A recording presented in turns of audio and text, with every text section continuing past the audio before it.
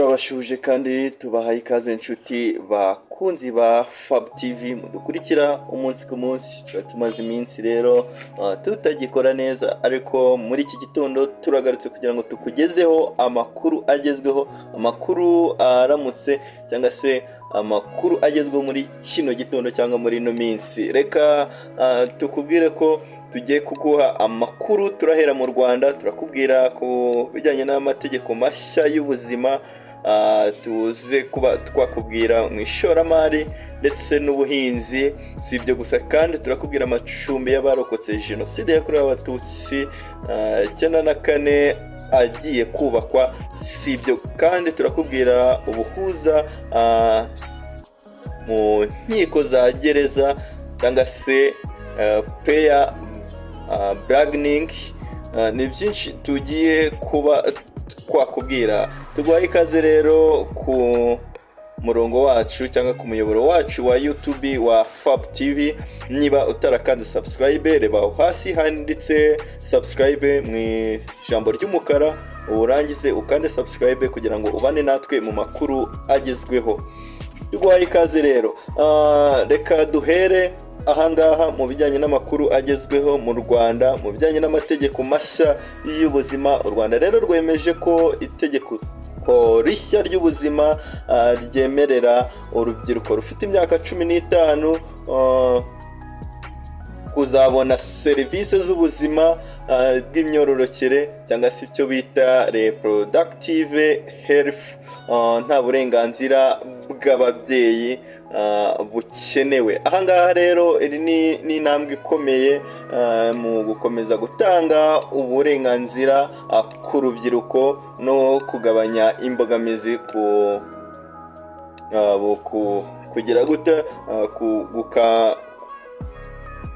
kugabanya no gukumira inda zitateganyijwe. Reka tukubwire ku bijyanye n'ishoramari rero.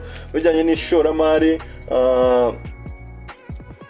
mu buhinzi, Banki ya Afurika y'Iterambere AFDB yateguye rero ishoramari rigera kuri miliyari 430 z'u Rwanda. Ni hafi rero miliyoni z'amadolari 300 mu buhinzi bw'u Rwanda mu mwaka utaha. Ahangaha rero ibi bizafasha guteza imbere ubuhinzi, inganda zo gutunganya umusaruro w'ubuhinzi no guhuza imishinga y'iterambere rya kijyambere. Mu bijyanye n'amacumbi twakubwiraga, amacumbi y'abarokotse jenoside yakorewe abatutsi mu gihugu cy'u Rwanda. Leta y'u Rwanda rero yatangaje ko izubaka inzu zirenga 296 nshya zigezweho cyangwa se zigenewe abarokotse jenoside yakorewe abatutsi batagira aho baba cyangwa se bafite ibindi bibazo by'ubukene. Izi nyubako rero zizubakwa mu mwaka w'imari wa 2025-2026. Birumvikana ko ari muri uyu mwaka mu gihe gisigaye, ndetse zimwe zarubatswe kandi leta yashize miliyari 5 muri iki kigega zo gukurikirana iki gikorwa cy'izi nyubako. Reka tukubwire mu bijyanye n'ubuhuza ku nkiko za gereza cyangwa se prayer bargaining. Urukiko rero rw'ikirenga rw'u Rwanda rwatangaje igikorwa cyo gukemura imanza mu magororero, gufatanya no kwemera icyaha. Ibi ngibi rero bizafasha korohereza imitunganyirize y'inkiko no guha ababikoze amahirwe yo kwemera no kwiyunga. Muri iyi ngingo rero cyangwa se muri ibi, abagize gereza bavuga ko uburyo bwo guhuza cyangwa se prayer bargaining butuma babona ubutabera bwihuse kandi bworoshye, harimo no kugira imbabazi hagati y'abakoze amakosa nabo